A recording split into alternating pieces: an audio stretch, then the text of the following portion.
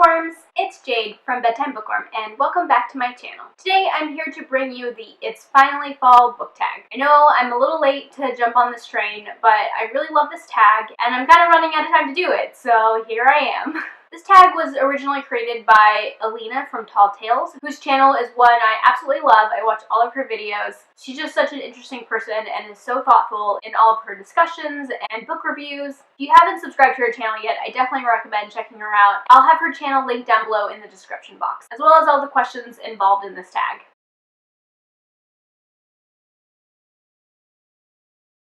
As usual, I wasn't tagged to do this by anybody, but I'm doing it anyways. The first question is, in the fall, the air is crisp and clear. Name a book with a vivid setting. For this question, I picked a recent read for me, and that would be Uprooted by Naomi Novik. I read this just last month and absolutely loved it. I gave it 5 out of 5 stars. It's one of my new favorite books. In this book, there is this really creepy woods that are kind of like haunted, kind of takes on a life of its own. These woods can kidnap people and turn them into monsters, so it's definitely a really creepy setting.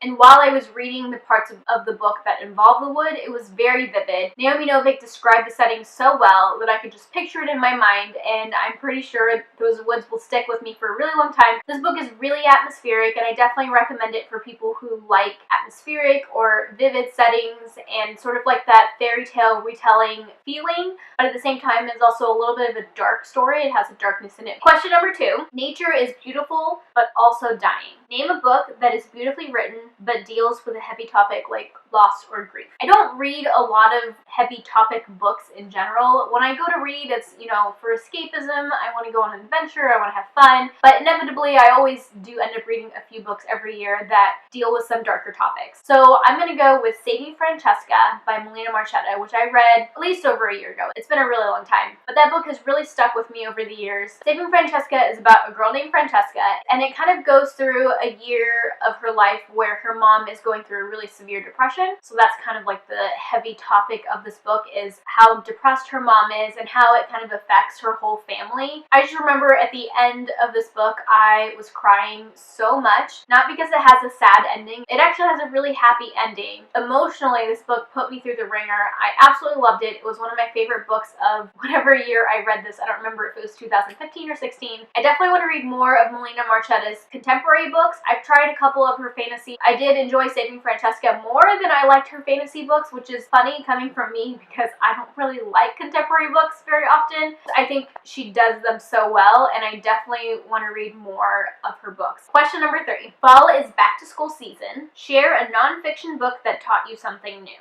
Okay, so this question was actually even harder for me to answer than the last one because as much as I don't read contemporaries all that often, I read nonfiction even less. So the answer that I have for this is kind of a default answer because I think I've only read 2 nonfiction books since I started reading as a reviewer, joining the online community. So I'm going to go with the last nonfiction book that I read, and that's Disrupted by Dan Lyons. I read this just earlier this summer for a work book club. I mean, this book did teach me some things. It taught me a lot about startups and how they function and how they make money or don't make money. And it taught me a lot about like the culture of some startup companies. I know that not all startup companies are the same, but it was kind of an eye-opening book, and I did learn a few things from it about like the startup industry and the tech industry in general. Okay, moving on to question number 4. In order to keep warm, it's good to spend some time with the people we love. Name a fictional family, household, or friend group that you'd like to be a part of. Okay, so this question was also hard. A lot of these questions were hard for me to answer. Not because I haven't read books that have families or friend groups that I want to join, but because I've read too many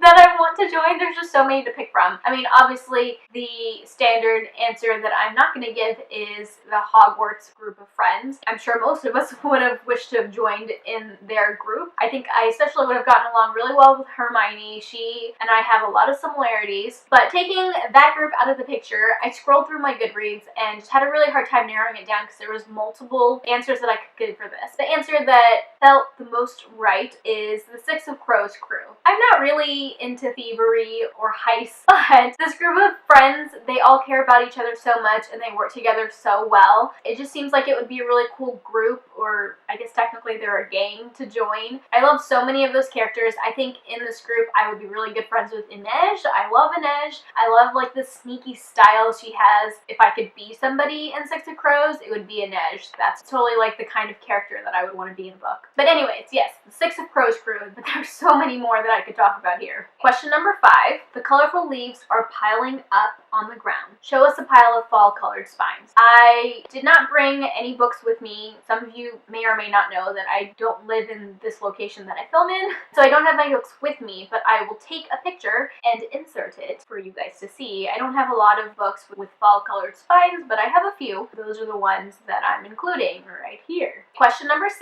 Fall is the perfect time for some storytelling by the fireside. Share a book wherein someone is telling a story. For this question, nothing really came to mind immediately. I guess I don't read a lot of books where someone's telling a story, and I couldn't really think of anything that I had read in the last couple years that I've been on BookTube that really fit this. At least not ones that I really wanted to talk about. I think there was one, but it was a book that I DNF'd or gave a really low star rating. So the book that I have chosen for this answer is one that I actually read prior to BookTube, but is one of my favorite books ever, and I always recommend it to people if they're looking for like a funny read, and that's The Princess Bride by William Goldman. I'm sure you guys have heard of the movie. The movie is like really, really popular, but a lot of people don't realize that the movie was based on a book. They actually are very, very similar, and I think the book is even funnier. I love this book. It's so funny. I mean, honestly, it's just like the movie, but like even better because you get more information. Like it's, you know, a fairly long book that they had to squeeze into a movie. For those of you who haven't seen the movie, in this book,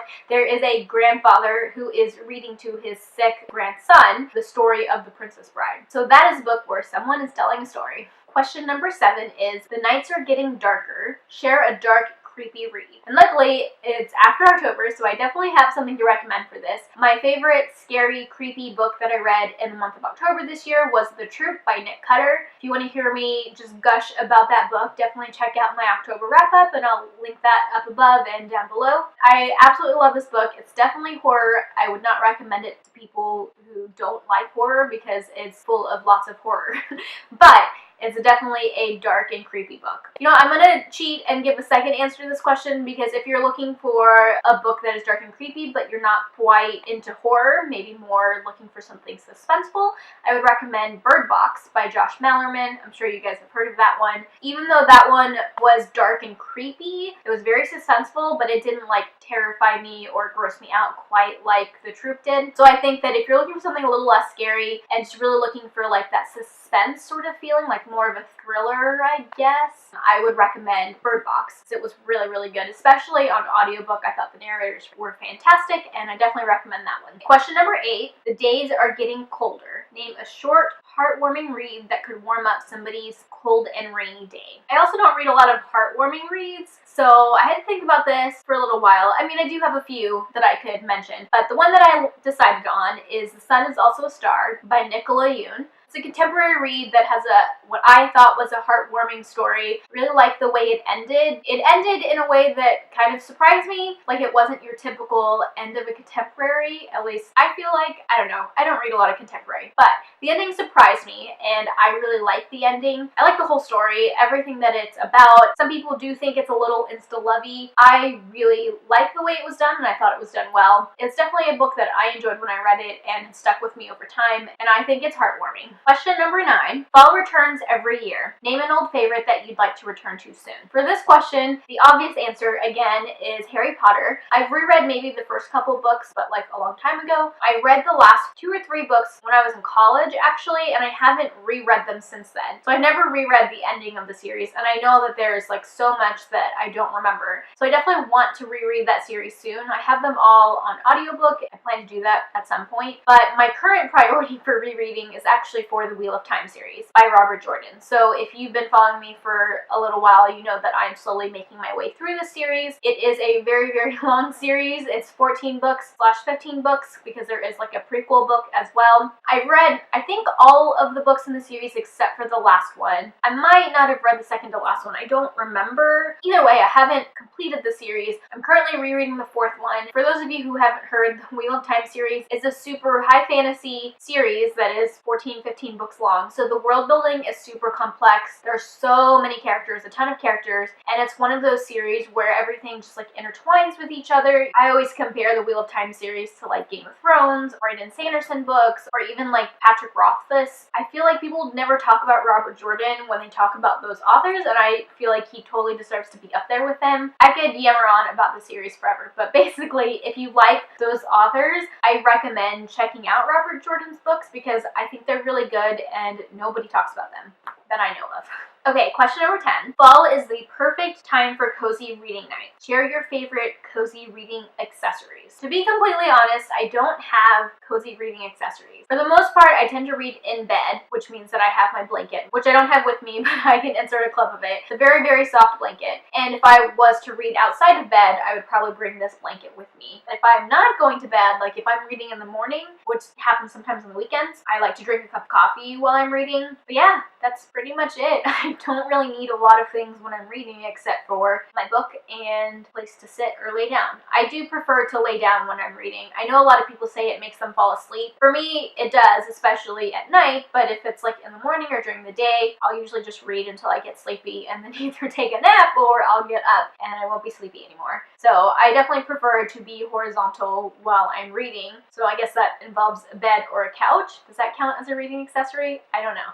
Actually, I almost forgot my most important reading accessory, and that would probably be my 2 dogs. I love when they cuddle with me while I'm reading. I mean, they cuddle with me all the time. They're lap dogs, so they love that. But especially when I'm reading, it's really comforting and like comfortable to have them on me or close to me while I'm reading. So they are probably my most important reading accessory. And question number 11 is spread the autumn appreciation and tag some people. I am not going to tag anybody because I feel like most of the people who have wanted to do this tag would have done it, either they were already tagged or they would have just done it anyways like I did, because fall is almost over and I feel like if I tag somebody now they would have to like scramble to film this ASAP and I don't want to put that kind of pressure on anybody. Okay, so that is the It's Finally Fall book tag. If you've read any of these books, be sure to leave your thoughts down in the comments below, or you can leave me a creepy read recommendation because I am always looking for more of those. If you like this video, be sure to give it a thumbs up. I post bookish videos once a week, so if you like this kind of content, be sure to subscribe. That's all I have for now. Thank you so much for watching, and until next time, bookworms, keep reading. Bye. This tag was created by who has a channel whose channel is The Princess Bride by William Goldman. And luckily, October just finished. Well, sort of.